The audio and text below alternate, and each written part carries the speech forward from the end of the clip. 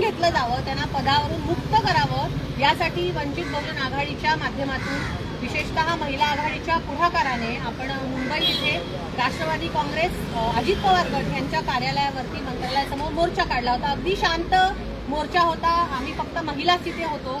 पण तिथे त्या कार्यालयामध्ये पोहोचण्याच्या पहिलीच पोलिसांनी सगळ्या महिला पोलिसांना पुढे करून धरपकड केली। विचित्र पद्धतीने महिला पोलिसांनी आम्हाला मारहाण केलेली आहे, कपडे फाडण्यात आलेले आहेत, ओढल्या, केस ओढले। विचित्र म्हणजे काय त्यांच्या अंगात चिरलं होतं त्यांना जाणे। त्यांना काय महिला आयोगाने सांगितलंय की महिलांना असा त्रास द्या, हे मला माहिती नाही, पण हे अतिशय चुकीच्या पद्धतीने झालं। आम्ही वर्षानुवर्ष आंदोलन करते, असं कधीच झालेलं नाहीये, पण हे फारच विचित्र पद्धतीने झालं। राज्य महिला आयोगाचं काम आहे महिलांना संरक्षण देणं, पण इथे त्यांच्या विरोधात बोलायला लागलं की महिला पोलिसच जर आमच्यावर हमला करत असतील सगळ्या महिलांवर, तर हे अतिशय चुकीचं, याचा प्रथम आम्ही निषेध करतो।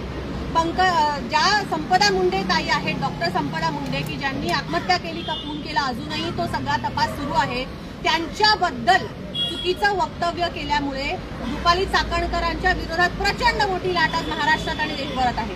हे पहिल्यांदा त्यांनी केलेलं नाही। मी राज्य महिला आयोगाचे सदस्य म्हणून काम केलं, त्यांचा कारभार कसा आहे आणि काय हे मला चांगलं माहिती आहे, पण ज्या विक्टिम आहेत, ज्या पीडित महिला आहेत, त्यांचं चारित्र्य हरण करणं, हगवण्यांच्या केसमध्ये तेच झालं आणि आता मुंडेंच्या केसमध्ये त्यांनी तेच केलेलं आहे। अजिबात त्या गोष्टीची माफी किंवा त्यांना त्याचं काही वाईट वाटलं असंही त्यांच्याकडे बघून वाटत नाही। साधं त्या कुटुंबाची भेट देखील रुपालीताईंनी गेल्या 10 दिवसात घेतलेली नाही, पण 3 दिवस मुंबईच्या वरळी इथे पक्षाच्या बैठकांना त्या मात्र हजर आहेत। जेव्हा कार्यकर्ते फोन करून विचारतात की ताई तुम्ही का नाही गेलात भेटायला, तर ताई सांगतात की माझी तब्येत बरी नव्हती म्हणून मी गेले नाही। पण ताई तुम्हाला तिथे पक्षाच्या बैठकांना जायला वेळ आहे, 3 दिवस तुम्ही तिथे बसून तुमचा वेळ घालवू शकता, पण त्या पीडित मुलीच्या आई वडिलांना भेटायला जाऊ शकत नाही। शोकांतिका आहे आणि म्हणून आमचा आग्रह आहे की आता त्या पदावर बसण्याचा तुम्हाला अधिकार नाही। तुमच्यात लाज असली असती तर तुम्ही कधीच राजीनामा दिलेला असता, पण तो तुम्ही करणार नाही। म्हणून आम्ही तटकर यांच्या ऑफिसवर गेलो होतो की राष्ट्रवादी काँग्रेसला ते दिलेलं आहे ना ते पद, मग तुम्ही चांगली कुठेतरी दुसरी महिला असेल, जी सुशिक्षित असेल, जिला जाण असेल महिलांच्या प्रश्नाची, अशा महिलेला तिथे तुम्ही बसवा। पण तिथे पोहोचवण्याच्या आधी पत्रही घेऊन गेलो होतो आम्ही, काय कुठे ऑफिस फोडायला गेलो नव्हतो। आमच्याकडे काय AK-47 बंदुका नव्हत्या, फक्त महिला होत्या, काही महिला तर लहान मुलींना सुद्धा घेऊन आलेल्या होत्या।